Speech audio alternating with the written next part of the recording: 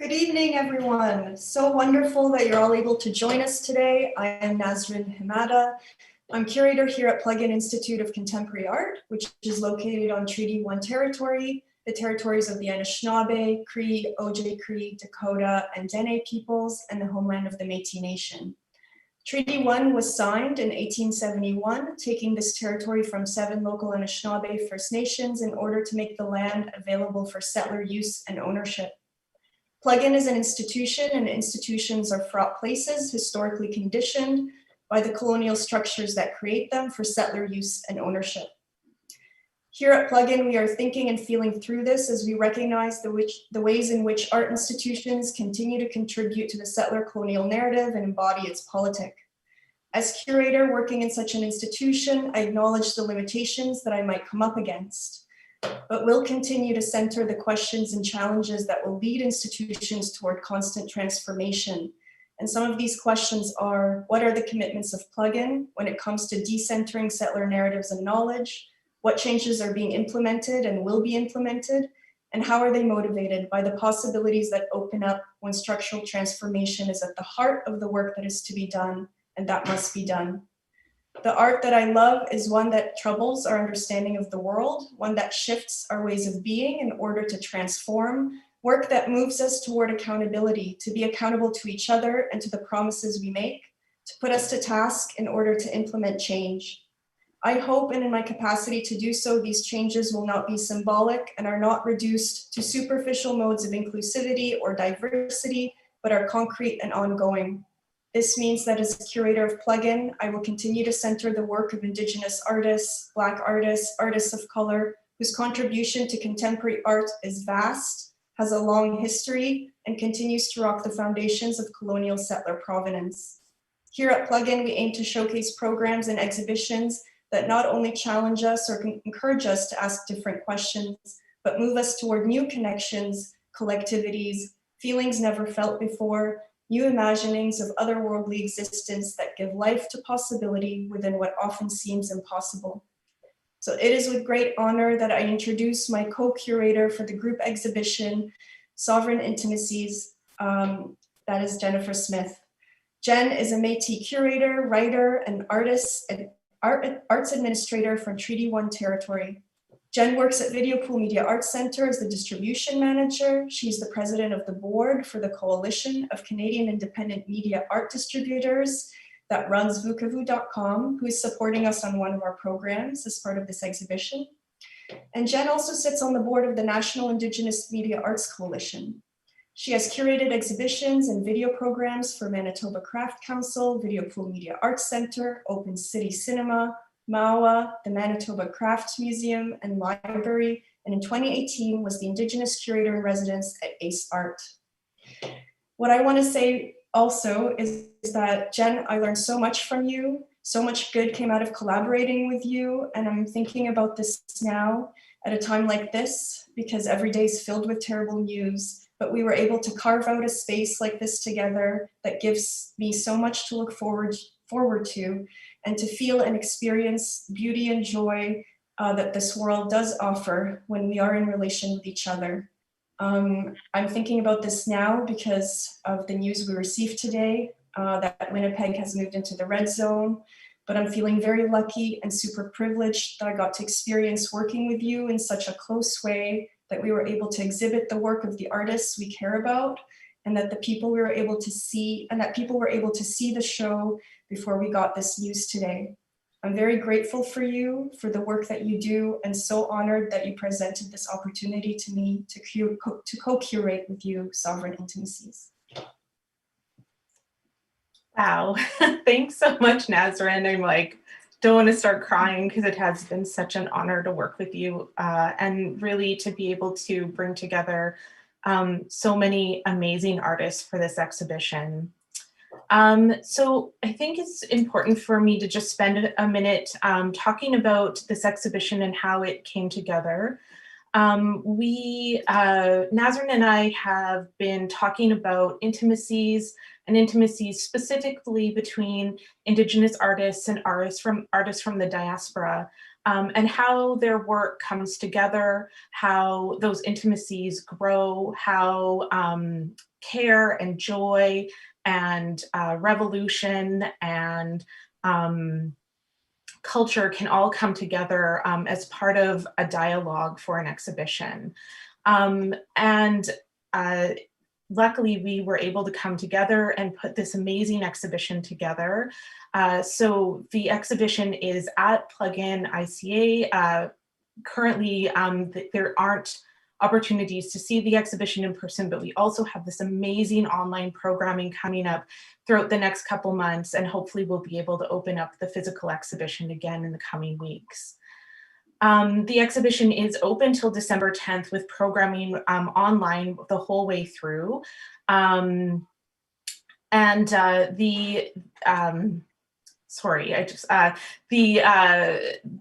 There's the online programming is all available on Plug-in's website.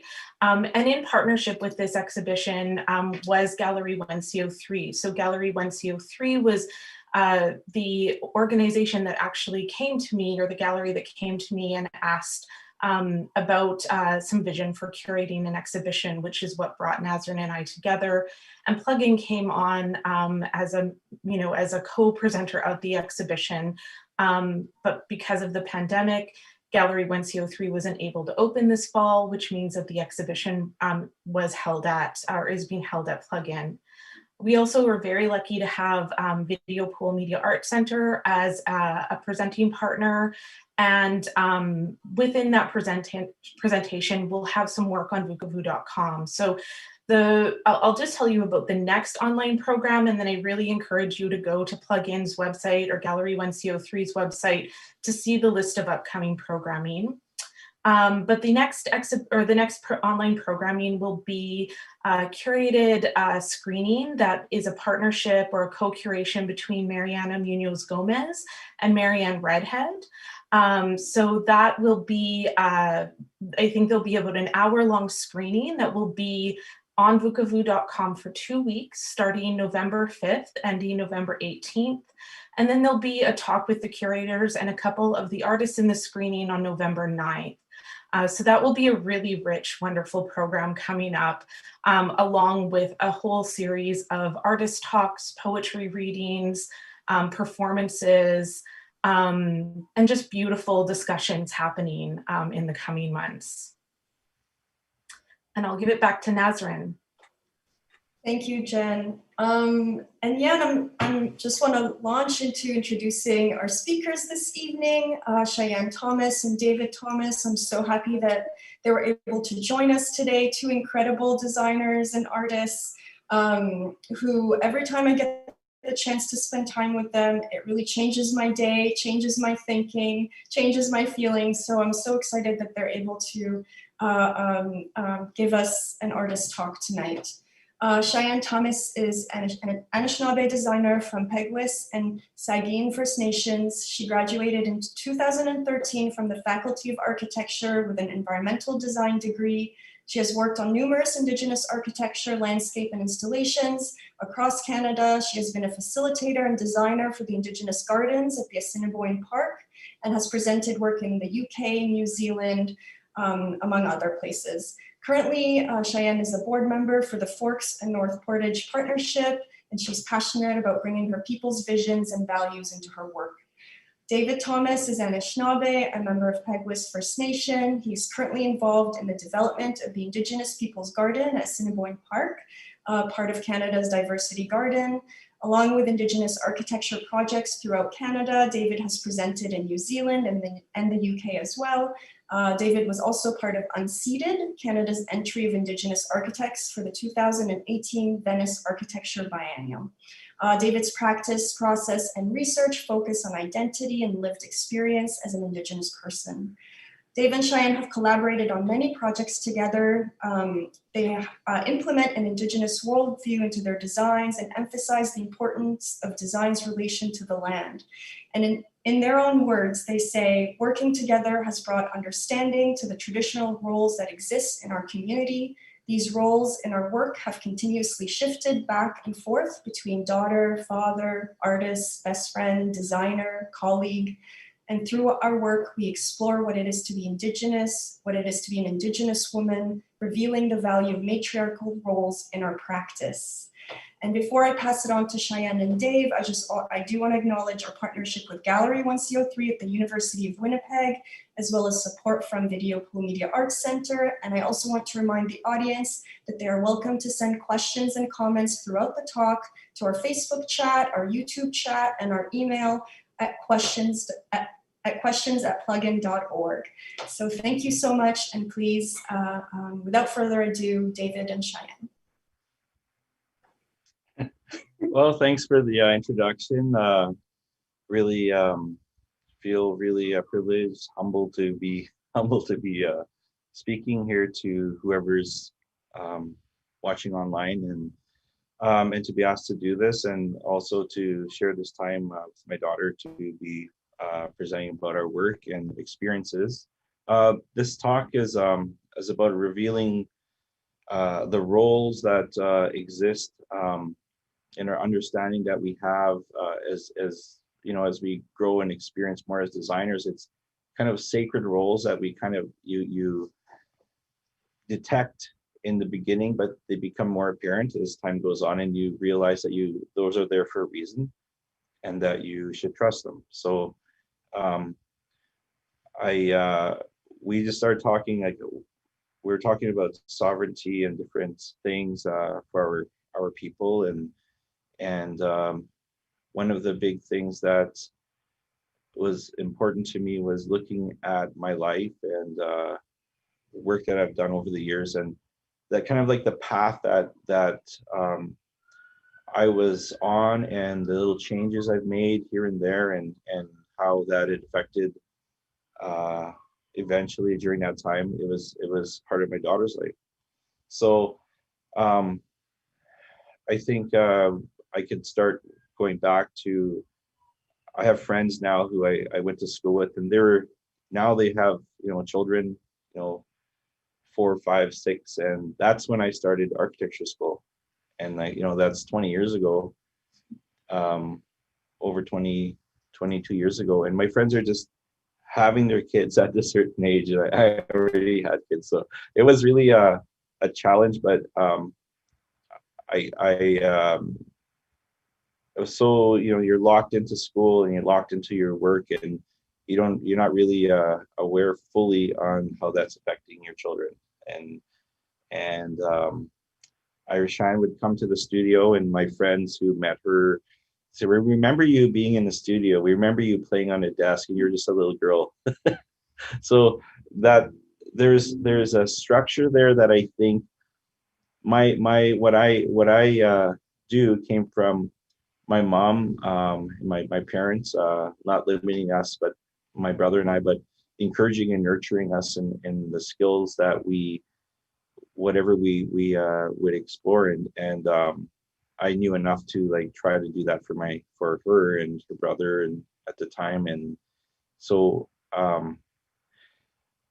there is something sacred that's a transmission, I believe, of knowledge, which I wasn't aware of at the time, but there was a language of how you see the world, and a language of relationship to, you know, in family, in community. And it was coming through the work that I was doing, that she was seeing me putting my heart into, and many hundreds and hundreds of hours, and it did something.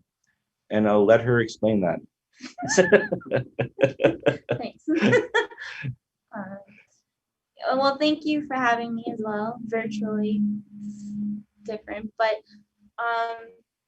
yeah, we were trying to figure out what we're going to talk about, and how our relationship has changed through our work. So we named it Revealing and Understanding the Sacred Roles Through Our Own Process. And I didn't want to use just the trendy terms, because through the years we've developed our own process to work together, to get consultations, developments that haven't really been done through First Nations, through design, through cultural practices, protocols that sometimes lasted a couple weeks to like 2 years. Like he said, I grew up just being exposed to this, him creating since I was little, you know, thinking all his architecture pens were really cool and staying up late was cool. So when I graduated from high school, I went into university, and he was in a firm, and I was just taking random courses. I wanted to be a lumberjack, a marine biologist, all these things. And then architecture courses, prerequisites, I excelled in. It just came naturally because I've seen that, how to create and how to like really drive yourself to become just bring things out of your spirit and make them physical. So got into architecture school and was terrified. And I remember I was drawing one night because I finished my first day of studio, and I didn't know how to draw. And he's just like, my girl, he grabbed this big leather boot and he locked himself in a room for about 30 minutes. And with a piece of charcoal, drew this fancy boot. It looked like a photograph. I came out and he's like, look it. He's like, don't say you can't draw. You have it in you. Deep down your spirit, the depth of our people, we create. We make the beautiful things in our spirit physical.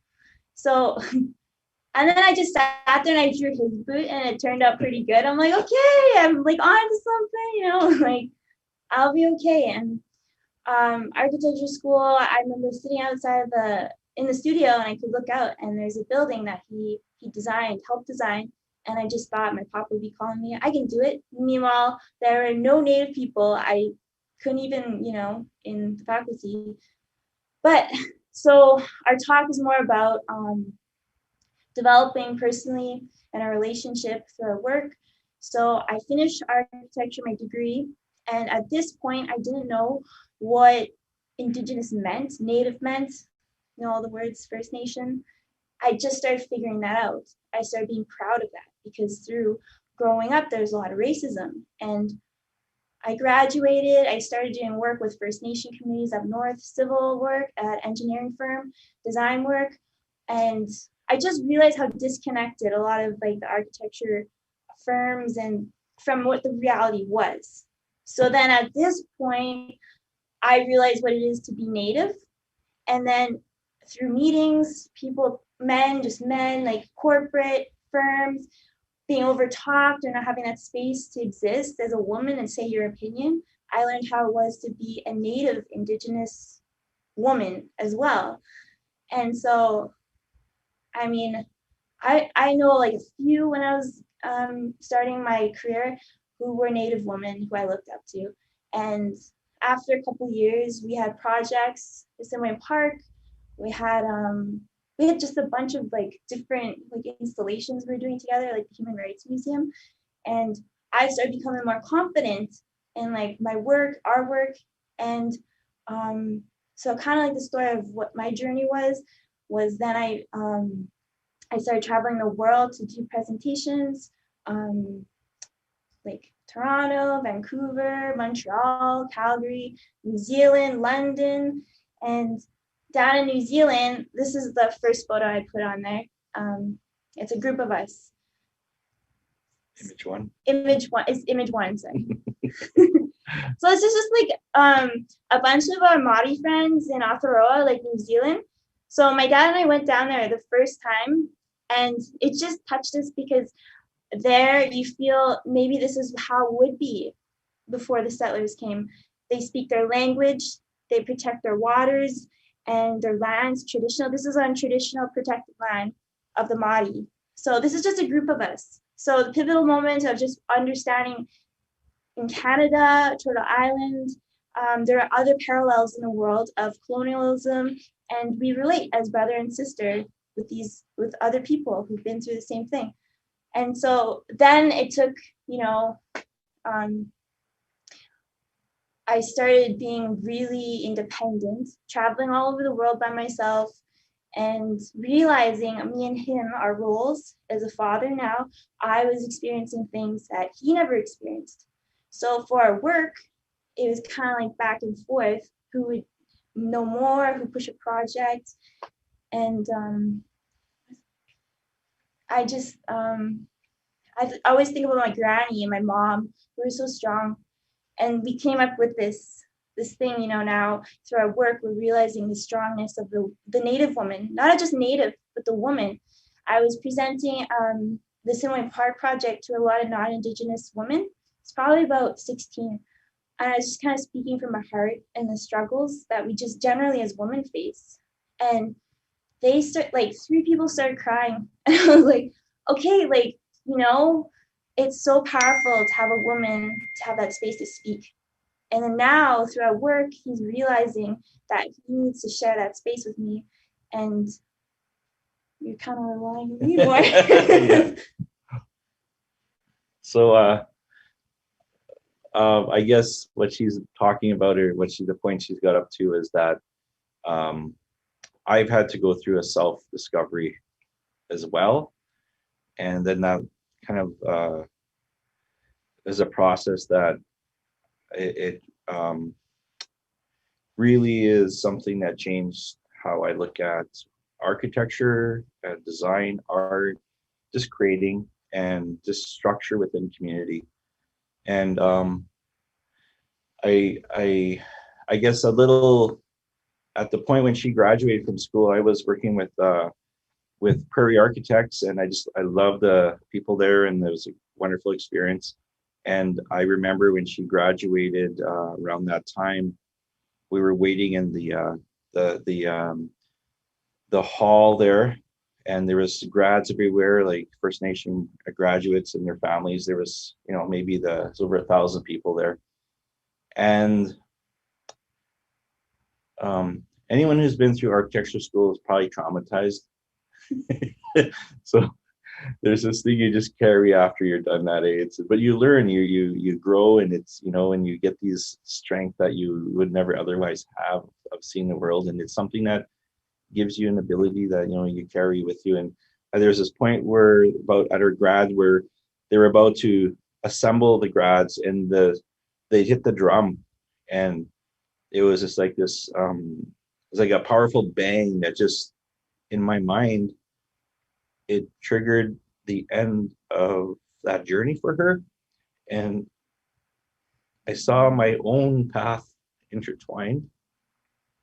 And I think that there's something about another realm, I guess, or another way of looking at the world that is Indigenous, that our people delve into, and we exist in that realm.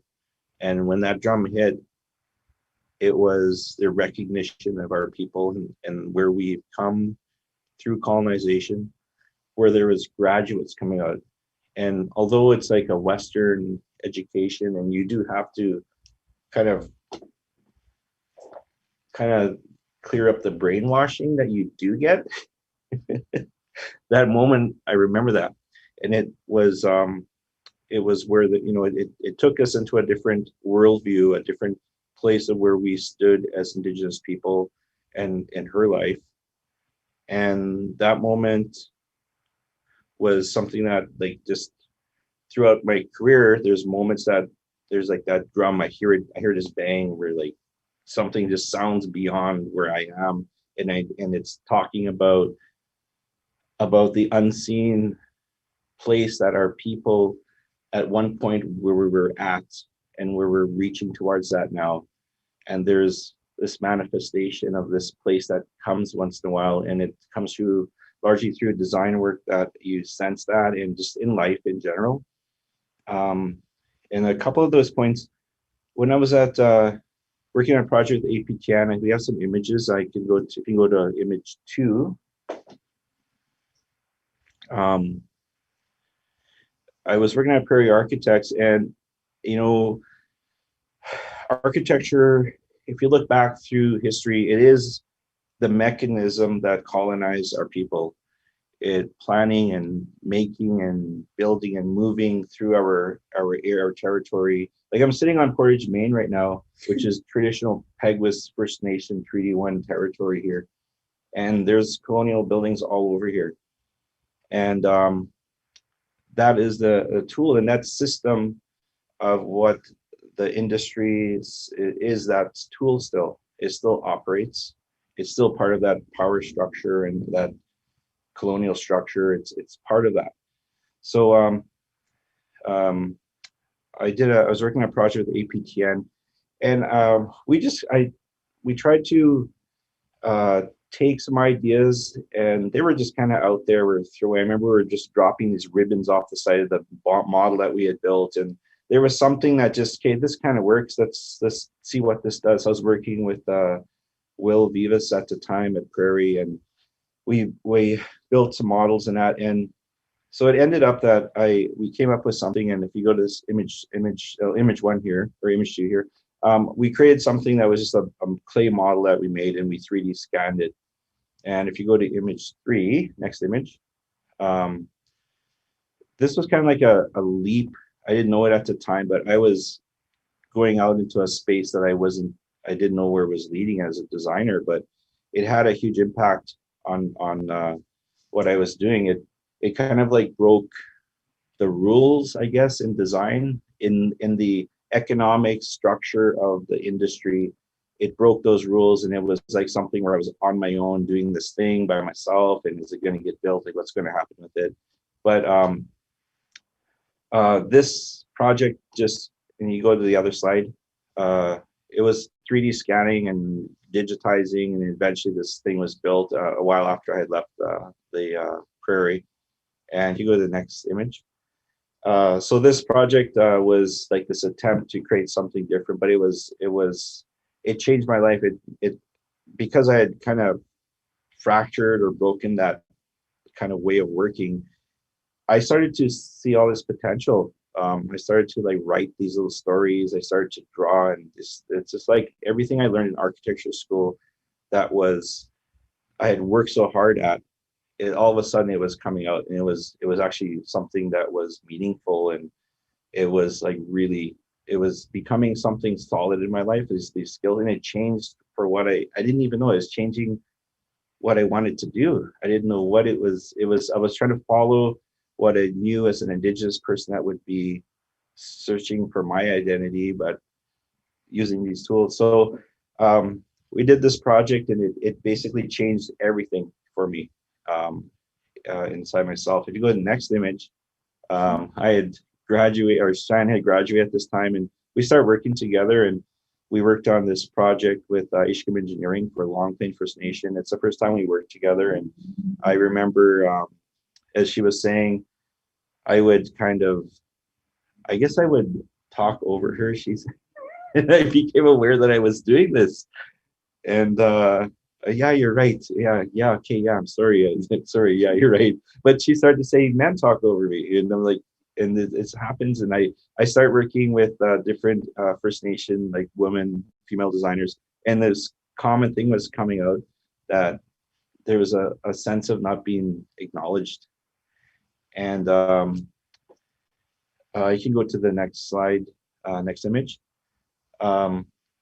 So I further started to go into different work that was out of the ordinary. This is a project with the installation at the Human Rights Museum, which was just experimenting and trying.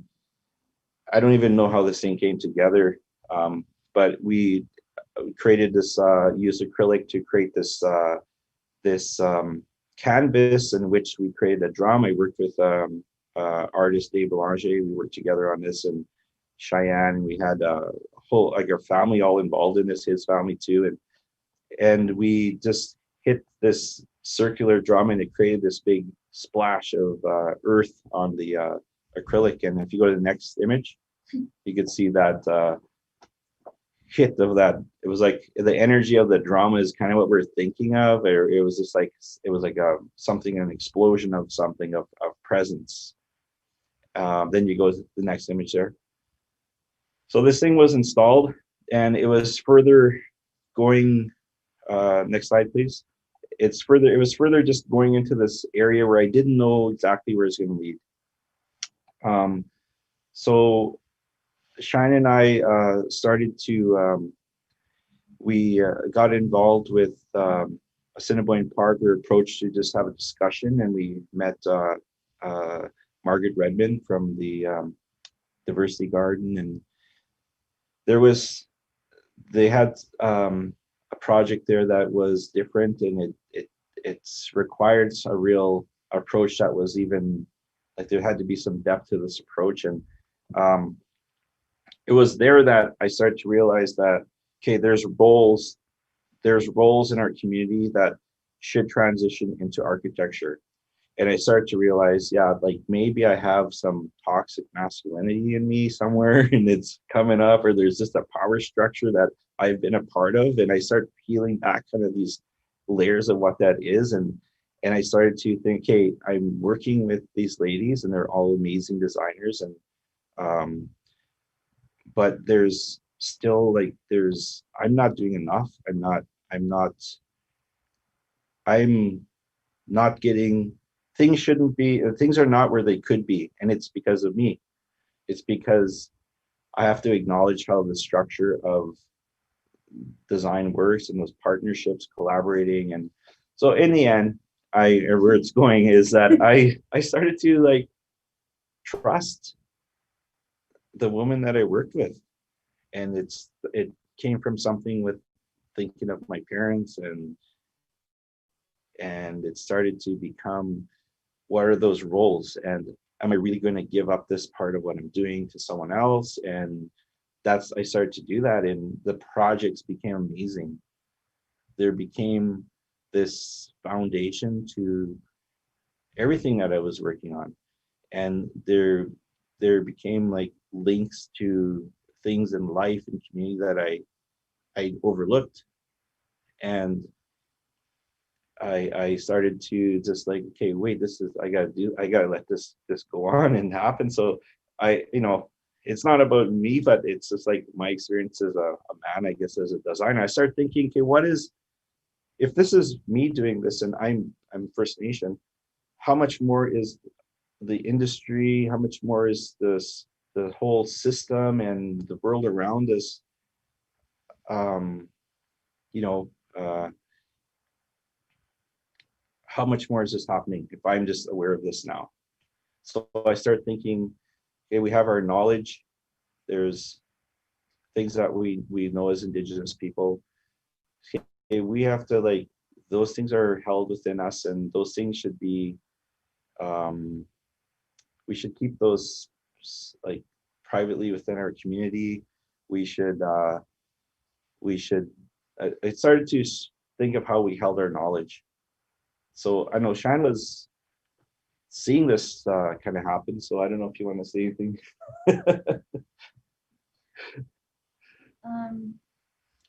Yeah, well, when one of the projects, well, Assiniboine Park is such a long process and huge project.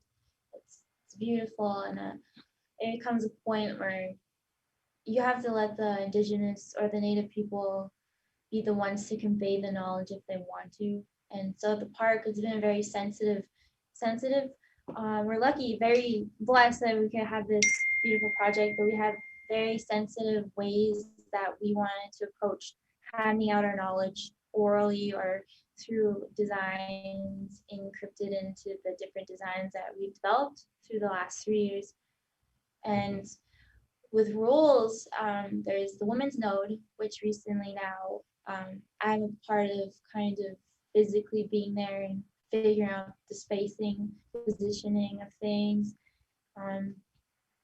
which is funny because he sends me out there and it's the women's node, and I'm like, he's telling me what to do, and then he just stops, like, I'm not even a woman. He's like, do what you think you should do, okay? Like, you'll do it. And then I'm like, thank you. I know how big the site is. And I'm like, I mean, it's a beautiful project with everyone, like the HCFC, APC, and I'm excited for it. But yeah, there's been funny moments between us designing for projects. And yeah, she's talking about, we have a women's area within Assiniboine Park, which I've been working with Mimi Griffith and Cheyenne and a few other people. And I had come up with, the site talks about like women's teachings, but we don't want to show teachings, but we want to show cues so people who are knowledgeable can use those cues to talk about things like that if they feel to.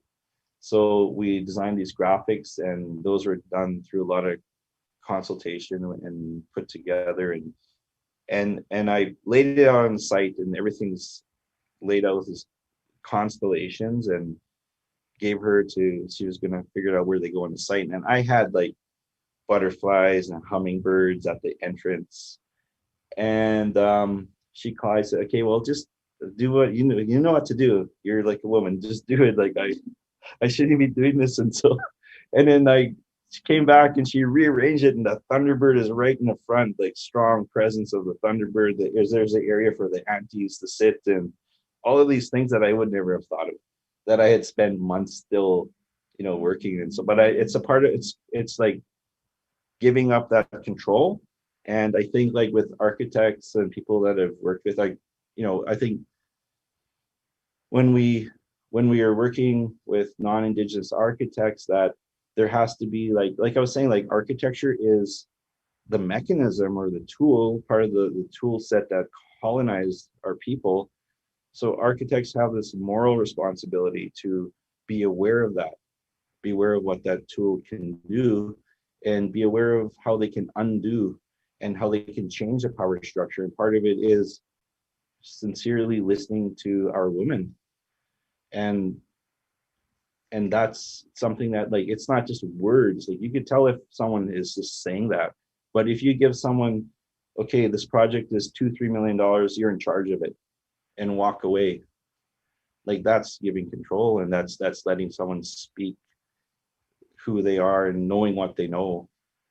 And that's what I see as far as like how the industry, and like, I'm not here to critique the industry, but what I'm saying is that architecture, Indigenous design is intrinsically it's a resistance, because everything around us was created by a colonial power. So when we have that tool, it's undoing that power. And sometimes undoing that power affects how businesses run. It affects the discussions that happen in boardrooms, who's in the boardroom. And that tool in Indigenous hands is going to reveal, it's going to manifest that world that I talked about when you sense that drum hit, when you know that there's residential school histories that flow through our families that go down, but yet those things take a turn and they start changing direction. And there's 50,000 years of history that is moving through us still. And basically what this is, we're talking about, is a transmission of some of that knowledge through my parents' life through to my children. And I think as Indigenous people, my final thought would be like to reimagine who we are, reimagine how we exist, like totally reimagine it, like not being scared to say, oh, we're gonna have some houses over here in this neighborhood. Well, we're gonna, that whole section of the city is gonna be, it's gonna be part of a vibrant First Nation, like Indigenous community that's gonna it's gonna change the identity of the city. And I'm working with, we're working on a Capion development, and those are the ideas that we talk about every day. And I think that there's a huge amount of work to do, and it's not going to all happen like in our lifetime, but for someone who is living in certain situations, you do have the right to like rethink how you want, how you see yourself. And that's my final word. Do you have anything else to say? No, I think I'm okay. So I think we're done. I can't hear. Thank you. Thank you. Wow, thank you so much. I wish you could hear the applause. We're gonna just Jen and I will ask a couple of questions to just get us going. And yeah, hopefully there'll be some coming in from the audience who's watching. But one I just already had in mind was, I'm wondering if you wanted to, I know that you were gonna participate in a different way for Sovereign Intimacies, and that you had a project plan that was, was in some ways halted because of COVID. And I'm just wondering if you wanted to talk a bit about that initial project or any future projects that you both are working on or want to work on. Well, yeah, we did have a project. Cheyenne was in the US for several months, which we kind of required both of our energy together at one site, I guess. And what we were looking at, the idea of sovereignty, and basically her and I, we kind of in a way compete in drawing, and she would draw something like, "You did that," and like, "Wow," and then I'll do something and she doesn't know it, but I'm like, "Okay, all right, I'll show her this." So I'll try like one up her a little bit. And then she learned how to draw like instantly, like it just came out. So I thought that's really a beautiful, like tender type of expression of who she was and who I was. So I had this idea of having, and I had harvested some samples of birch this summer, and I wanted to make this large piece of birch, which we both she would create something on one side, and I would create something on the other side. And because she was in the US, I was thinking, let's take some pictures and let's just like draw these images and just do something that scribbles, and let's just make them into this, because she has that talent. And so the images I thought would be maybe an elder or a young child. And I always see these Instagram photos where these hyper realistic, and so I was thinking, okay, well, let's challenge ourselves. Let's do something like just hyper realistic with pencil crayons. And so I had this idea of like just I was down part of the Treaty 1.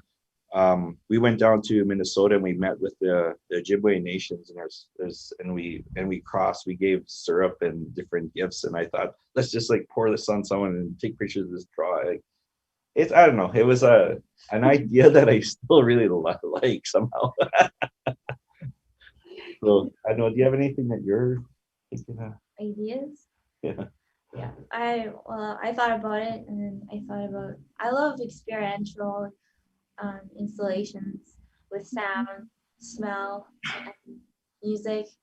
Like part of the stuff in Assiniboine Park, imagining Montreal has this festival where they project these massive images of the history of Montreal in the back alleys. So I could just picture this room with projections, smell of sweetgrass, or like fire burning, sparks. And then when I was little, I used to make these tunnels out of the long, tall prairie grass behind my granny's place. And I just tie them up like this, and I just make like little tunnels. And I could just picture making this little village that is like projected in with sound, to try to capture that moment of having like this endless possibility of creating any kind of environment or space, because you're so young and you're like a kid again. I would probably do something like that. But future projects, there's a project on the East Coast, Mi'kmaq. It's for a community there. They want a teaching lodge, learning lodge. So it's where they learn their language is healing. It's multi facility, which I'm going to be a part of and designing it. So it's my project, but I'm also working on a play with a group, and it's like first time I've done something like that, but it's fun. Amazing. Jen, I don't know if you want to take it from here. Yeah, I know we have a question coming from the audience, but I'm going to start with my question because I think it leads into what their question is. So I feel like, talking about finding this way of your own and thinking about education that, really doesn't show you any of your own histories within architecture or design. And now that you've completed those educations for a long time and are working in the field, I want to know what you are looking for future generations of designers and ways that this First Nations, Native, Indigenous knowledge transfer can happen with them. I think that like I said earlier, understanding the context of which that we're working as designers, and also like the younger generation, like there's, they're so far like advanced in putting that together, and kind of just revealing the truths of what's happening with our people. And I see that just going forward, like with the younger First Nation designers. It's just amazing. It's to see, and I think that there has to be kind of exposure to younger, like that kind of cycle has to happen where young students and young people, like kids in junior high, are exposed to design. And I think that's really important. I know like there's a RIC task force has some plans like that, and I think that's really important. So just always exposure to design and its role, like its role in our communities. I would say holistically for our younger communities to be exposed to more than just the word architecture, but the way projects are developed on the reserves, inner city, where the funding comes from, the timelines, scheduling, the opportunities to learn technologies, Revit, all the specific things that make things more efficient at a young age, especially in the reserves, the satellite schools, not promoting, but having those like catalysts of knowing. I know a lot of my girlfriends now know Revit and they can get stuff done twice as fast as I can. Knowing all that process, RFPs, like how things work on a business sense, because a lot of the fundings for First Nations come from the government for schools, things like that. Those are the big projects that design our communities and our youth, what they grow up in. So I don't know if that answers it, but Yeah, thank you so much. So we have a question from Lisa Landrum, who asks, how can we make architectural education less traumatic? Just architecture education in general, yeah. I think that it's probably a bit different from when I was there. I know that the program now is you can do your thesis in a measured amount of time, that's not like 3-4 years, which is amazing. I think that's part of the something that is it's scary.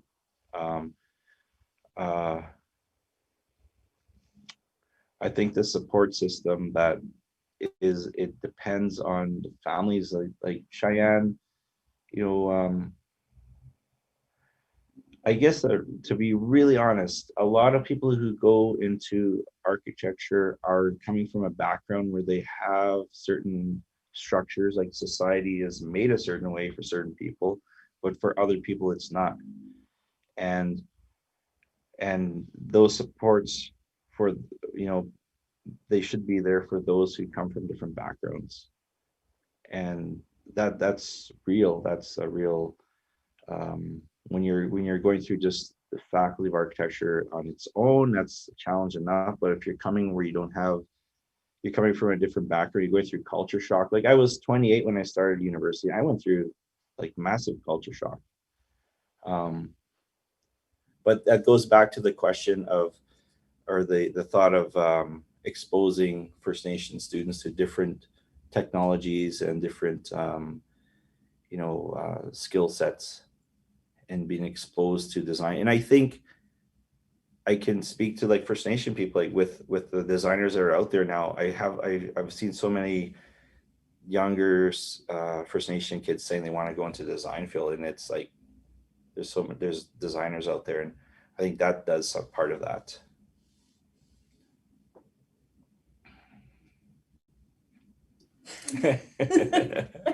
Thank you. And Nazrin, would you like to go next? We don't have another question, but we're hoping some more will come in from the audience, but just seeing if Nazrin has anything else to ask.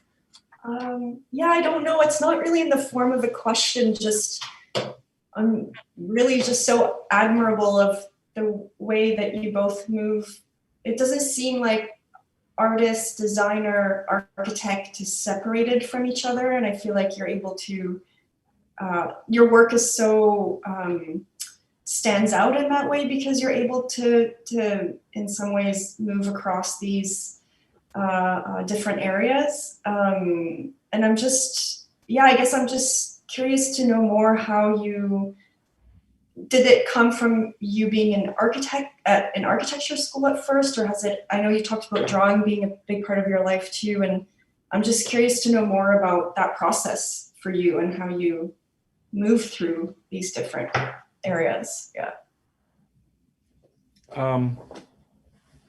I think that in my community in Peguis, there's this kind of like mobility for people that I caught on to when I was younger. And it's like, if you want something done, like, okay, you'll just go out and do it. Like my dad built houses. So, you know, there's this kind of sense of like, if you need something, just go out and do it, create it. And I think there's a creativity that just is inherent to everyone. So when you're out in the community, and you don't say, it's different in Winnipeg where there's a structure, there's a way that you get things done. But I think in a community, I know a lot of people who just, okay, I'm building this, and they just build this building beside their house. And that kind of sense of just creating without like, just nothing can stop you. You're just going to do it. That's a kind of thing exists in our community, and I just picked up on that with my dad being a builder, and so when I create something, I think that's part of the thing with when I worked at HTFC, landscape architecture and planning way back, and I worked with Heather Cram. We had worked on a project, and she was saying, okay, yeah, I showed her this idea. Okay, this is in Paris. Can you just get it from Paris? And like the whole world, like out of the world, can you just get this? And it clicked. Okay, well, I'm not going to let anything stop me. If I have something, I'm not going to say, oh yeah, it's over here in another neighborhood, or I'm going to search the best that I can find for that project. And if I have to experiment with resins or different types of like how I use acrylics, it's just like whatever is there, you try it, and if it doesn't work, you go on to the next thing. So kind of like being unstoppable, and you have an idea. And I think architecture students learn that kind of way of doing things. And I know I just keep that going. I just like the way you question for the different terminology, landscape, architecture, things like that. I remember when me and my dad, we're just so tired of just the heaviness of like just everything we have to deal with, like missing a murdered woman, trauma from our families personally and extended families. And I remember just saying, I'm tired of just, there's so much we have to go through spiritually. And I remember he's like, let's just be Dave and Cheyenne for the day. And I remember thinking like, yeah, I mean, if you just are who your spirit is, and you follow that through your lifetime, and you trust in that, I think things start aligning for you. Because for me, I don't look at myself as one certain thing. There's a word in Ojibwe you were telling me about, and it's not the past, future, the present. It's this feeling of just following in the moment something that like resonates with you, and it leads you somewhere where you're supposed to be.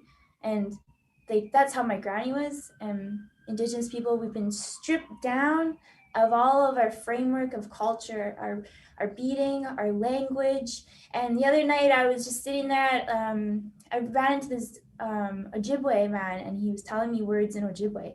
And the terminology in English is architect, landscape, designer, this very categorized. But the way I said, tell me one really important word in our language.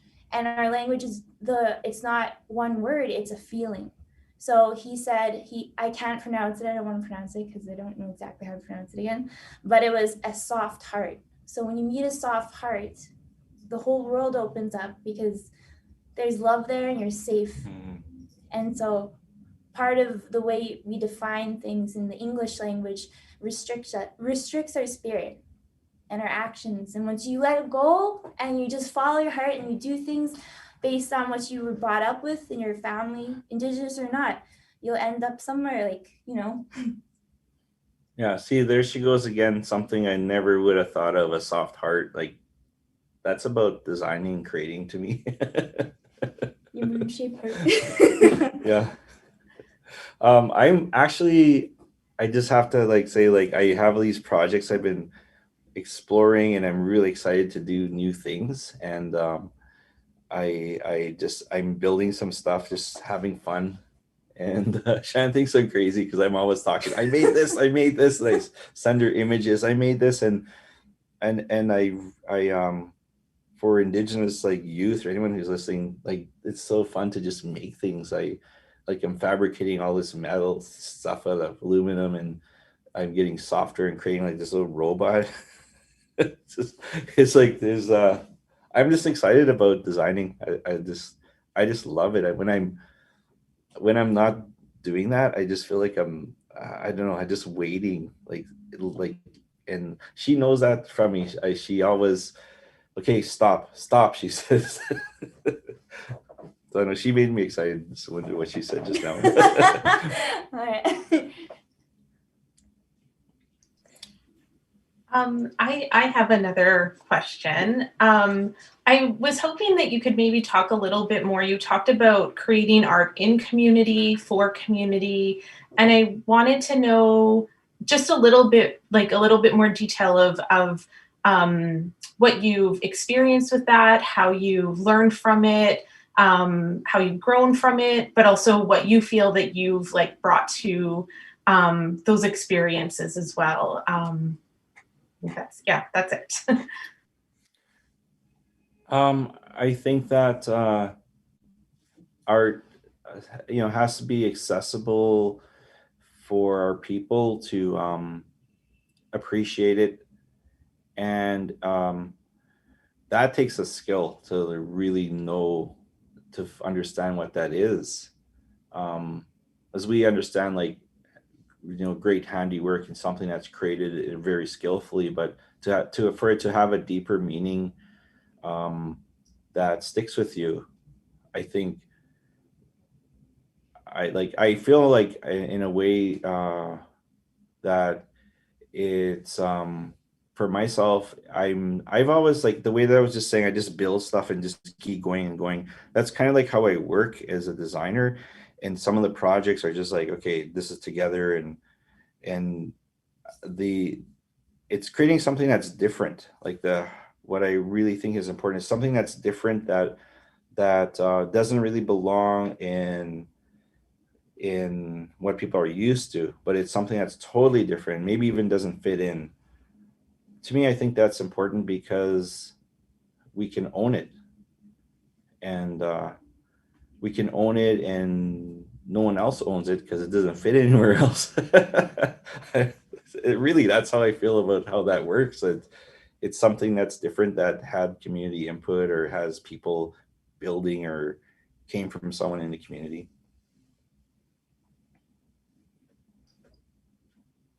Wow. Thank you. We have a comment, and I think it's such a good one to end on, since our time is up. It's from Kevin Wong. Great talk. Thanks for sharing. No questions. Just wanted to thank you for this content and for sharing. And if you could give Cheyenne and Dave a shout out, from Kevin from California.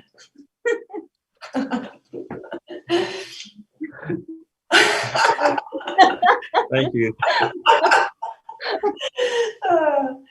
And I'm going to follow up from Kevin and say, yes, thank you for this incredible talk. Thank you for making time to be here with us and to be part of Sovereign Intimacies. Jen, I don't know if you wanted to also, if you had a few more words. Yeah, it's been so wonderful to get to know you, Marcy, for everything. It's also just such an honor to be able to hear you talk about your relationships and the way that you're making your mark on this land, and making it a really safe, beautiful space for generations to come. So I'm really grateful for all of that. Thank you. Thanks. Um,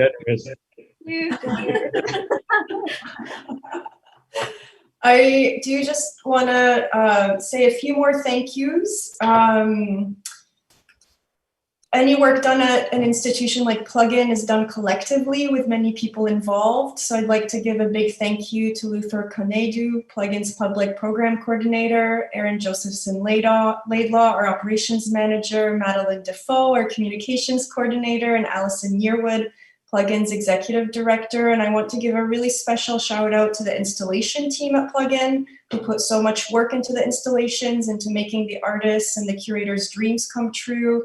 And here at Plug In, Theo Sims is our head preparator. And for the 2 exhibitions that are up at Plug In, he received assistance from Craig Love, Rob Snowbird, Colin Zip, Roger Crate, and Colby Richardson. I also want to express a big thank you to our tech angels, as they have been named by one of our other speakers, Colby and Scott from Collective Broadcast Co., for facilitating our online live stream in order for us to be together tonight. And before I let you all go, I want to remind you all to tune in next Thursday, November 5th at 7 p.m. Central for Galaria Kushgozran's Artist Talk, an event not to be missed. She'll be talking about her solo exhibition at Plug In that also went up at the same time as Sovereign Intimacies. She'll be discussing the works that are part of Sinbad and Sandbox, and will talk to us about her practice as well. Please don't forget to also check out the full lineup of programming for Sovereign Intimacies. There will be screenings, talks, readings all through the month of November and up until December 9th. Link onto plugin.org for the full schedule. Thank you all so much. Good night and see you all soon. Right. Yeah.